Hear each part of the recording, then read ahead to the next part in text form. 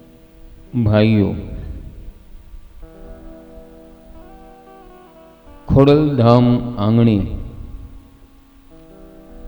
શ્રીમદ ભાગવતનો પ્રથમ દિવસ, વિશેષ આજે 11ની તિથિ છે અને ઇથી વિશેષ બહેનો ભાઈઓ, ભદ્રકાલી માં આજના દિવસે પ્રગટ થઈ હતી. આજ ભદ્રકાલીનું પ્રાગટ્યનો દિવસ છે. જે માં મેલડી કયો, માં ખોડલ કયો, માં ચામુંડ કયો, તો એવી જયદાર બોલાવી આપણે બધાએ પ્રેમથી કે માં મેલડી ભદ્રકાળી માં આપણા બધા ઉપર ખૂબ પ્રસન્ન થાય અને આપને ખૂબ આશીર્વાદ મળે. બોલો ભદ્રકાળી માત કી, શ્રી મેલડી માની, રાધે મહારાણી.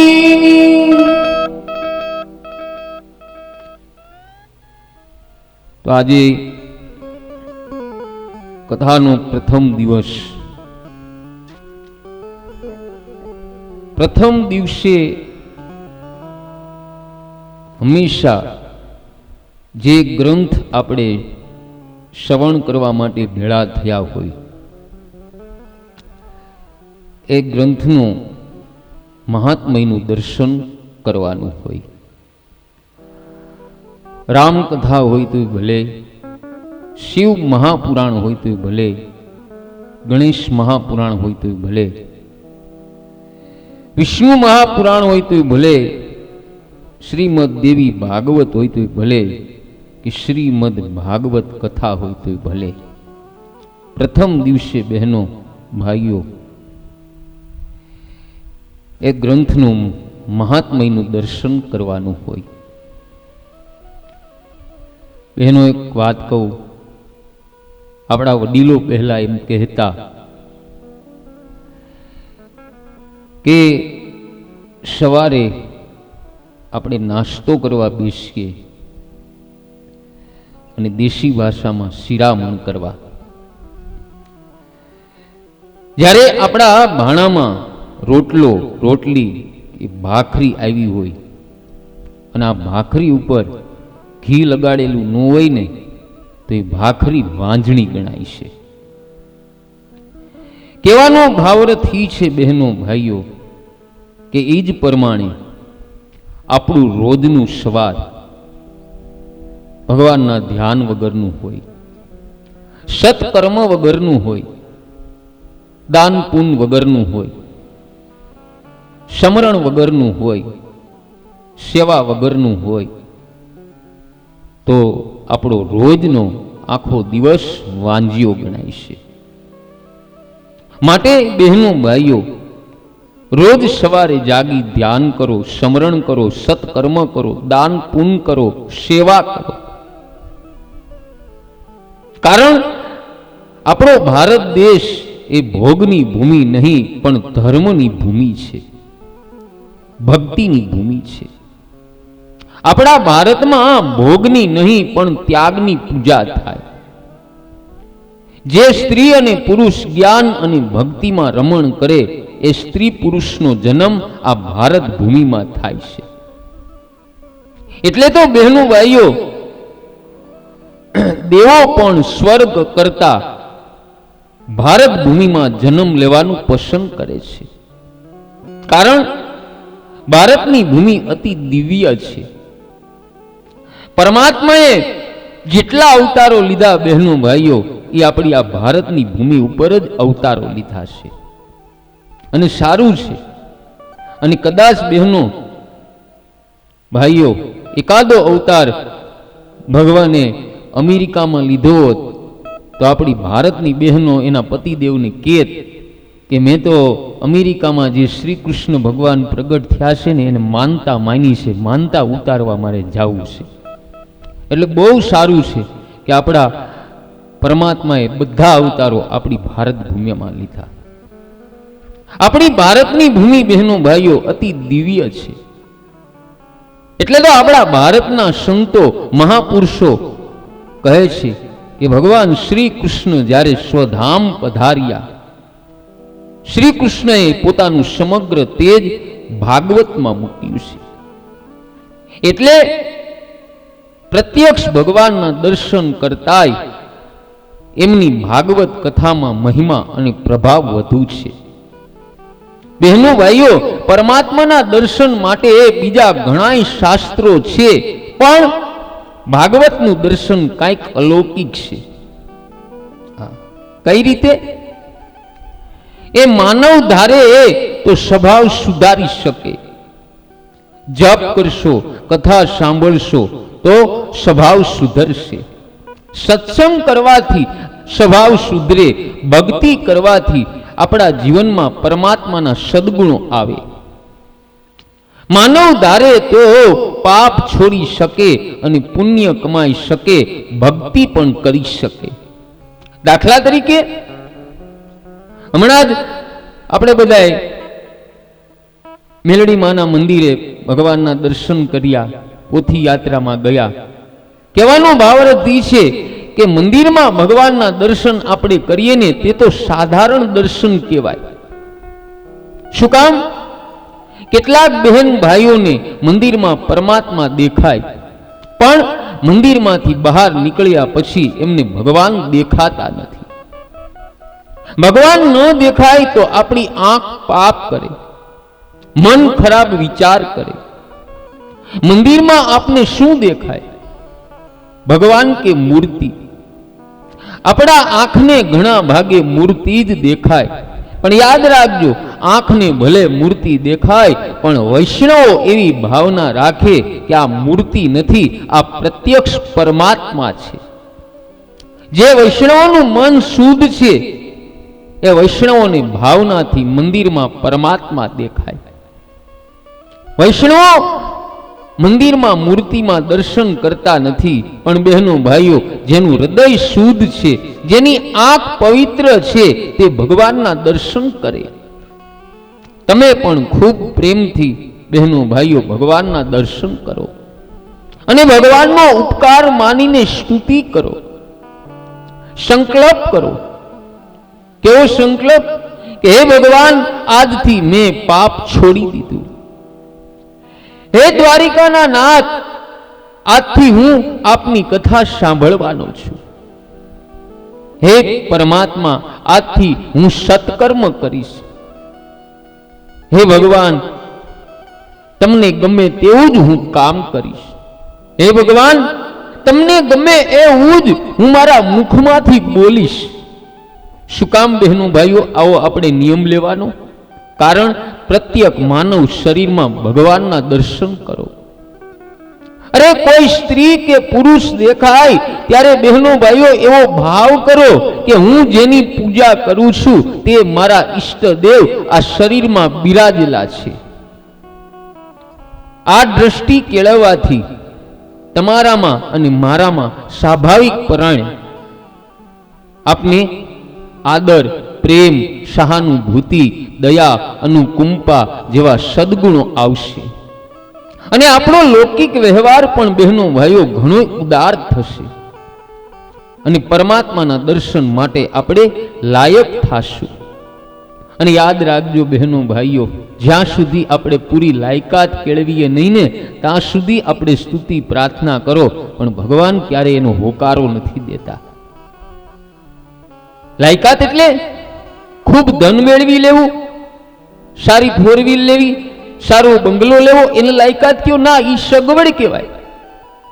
લાયકાત એટલે કે આપણા હૃદયની અંદર આખા વિશ્વના સર્વ જીવ પ્રત્યે દયા અને લાગણી ઉત્પાદન થાય, આને લાયકાત કીધી છે. સર્વ પ્રત્યે સારો ભાવ રાખો અને આવો ભાવ રાખો અને પછી બહેનો ભાઈઓ તમે સ્તુતિ પ્રાર્થના કરો ને તો એ સ્તુતિ પ્રાર્થનાનો પરમાત્મા સ્વીકાર કરે છે. આવો આપણે પણ આજથી ભગવાનને કહી કે અમે તમારી કથા સાંભળવાના છીએ. હે પરમાત્મા, અમારી અંદર પણ એવો જ ભાવ પ્રગટ થાય, અમે સર્વે જીવ પ્રત્યે દયા અને ભલી લાગણી રાખી. તો પ્રેમથી આપણે આ શ્લોકનું શ્રવણ કરીએ.